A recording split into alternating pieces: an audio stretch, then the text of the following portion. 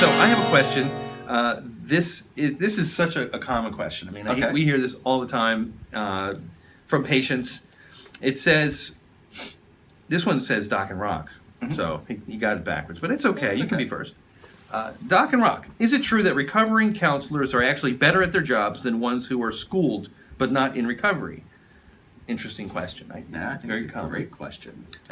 Well, he finishes up by saying, how can a non-recovering person relate? How can a non-recovering person relate? And this is from Donnie in Pikesville. Donnie, thanks for writing in.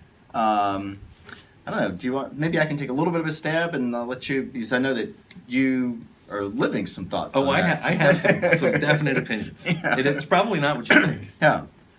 Well, I think there are two ways to look at how to answer that question. Okay. Probably a million ways, actually. I can only think of two because, I don't know, it's hard to count. Yep. But the first way I would look at this is that, yeah, you know, I mean, you want your counselor, therapist to really understand you, to appreciate your struggle, and to celebrate successes that may not be so obvious to everyone else. That's true. I agree with that 100%. Yeah. And you know, someone who's literally walked in your shoes, I think that's, you know, that's powerful. And sort of another message being sent is that, hey, you know, this can work. You know, it's worked for me. It's, you know, Hope. Yeah, hope. We're selling hope at some point. You know, you never underestimate the power of hope. Yeah. You know, Because without hope, what's recovery? Yes, It's not like it's fun early on. It's not like people go like, "Oh, great, I'm in withdrawal. Awesome. I can't wait to stop, you know, Yeah. leg shaking." Yeah, I mean, it's tough, and if they don't have hope, Yeah. Usually people are in quite a bit of a pickle by the time they start recovery. It's not, you know, you don't do it when times are good. Yeah, you know, no doubt. The other kind of way I was thinking about looking at this is sort of comes from the idea that this is somebody who's, you know, gone on their own journey, and sometimes people just feel like, hey, it worked for me. This is the way it's going to work for everybody. That's a problem. And you know, so I think that you know, that's a little bit tricky. There's You know, also that power differential where the recovering person will say something like, Mhm. you know, all you got to do is sit down, shut up, take the cotton out of your ears, out of your mouth, and put it. What am I saying? Cotton out of your ears and put it in your mouth. You know, yeah. whatever. And that's a tough Yeah. sell to some people. Yeah. You know, it doesn't work. The same thing's not for everybody. Yeah. So, but I know that you are living the question. I am, and I'm unlike many of my clinician friends. I'm out. I've outed myself as a recovering person, Yeah. and that's okay because it's part of. I think it makes me, you know, unique in some way. But like you said, I think one of the biggest problems with people who are not in recovery is being able to celebrate those small victories, and that I have seen that firsthand. Where I'll think something's a big deal, like, wow, this guy did, you know, he went to a meeting, one meeting, Yeah. and was willing to go to the meeting, and some and other people might say, well, yeah, but he's only been sober for 3 days. What's the big deal?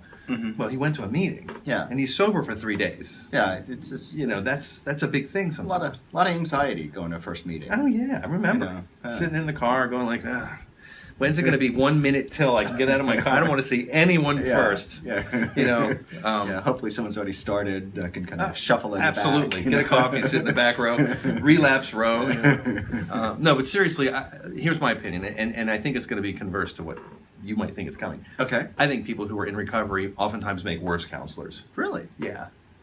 Because I do feel like the power differential, which I think is a crucial part of the clinical process and relationship with patients, is blown and destroyed by sort of like this camaraderie that develops. Huh. You know, like, yeah, man, I know exactly where you've been and blah blah blah.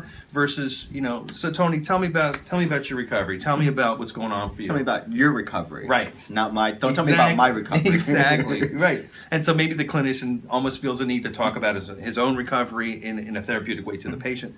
So I think untrained recovering patient or clinicians can be a problem. I mean, like really non-clinical models. So there's a real risk of sort of blurring the boundary of patient therapist. Absolutely, and I mean it works. I think it works for people who are in the stages of change. If you don't know what that means, look it up. The ASAM stages of change. So if people are in an action stage or beyond, I think it works great. But if you're sitting there going like, well, I'm not really sure, and they try to pull them forward without using clinical techniques, I think it's damaging. Yeah.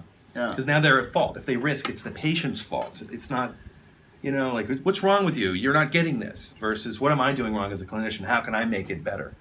Well, I always want people to, provide the best service that they're capable of. If you're going to be a therapist, do really the best job. I hadn't really thought about the boundary issue. But I would say that if your therapist is A, in recovery, and B, has good supervision, that's crucial. Yeah, that may actually play out really nicely. That's actually my case. Yeah, I feel. The supervision. Yeah. Yeah, it was tough going from when we started this show. I was a peer counselor, and so my job was just to be like, "Hey, man, what's going on?" Exactly. Yeah, in terms of the power gradient. Even Steven. Yeah. And then when I became actually like a clinician and a drug counselor, it was hard for me to shift out of like the recovering person model. But now that I've been doing it for a while, I can sort of slip in and out when needed, and I look at a person when they need a little of that, I can give it to them, and when it's time for like laying down the hammer and being structured, and I can do that too, and that's because I have really good supervision. Yeah. Just a quick last note in defense of people who may not be in recovery.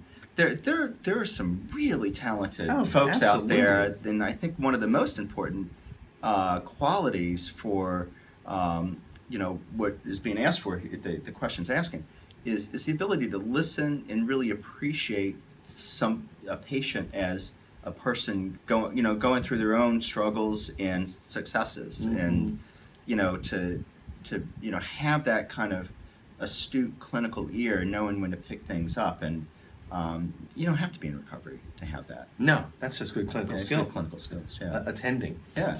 Yeah, right. and I work with a bunch of people who are not in recovery, and they're phenomenal. Yeah. I wouldn't work here if they weren't. Yeah. And I think in general, I'm going to say that I think that the clinical model and the schooled person in general is probably a little bit more effective in general, not always, but and certainly not in my case. Yeah, you have good supervision. So. Yeah, you're awesome. What? I didn't hear you. What'd you say? Something caught in my throat.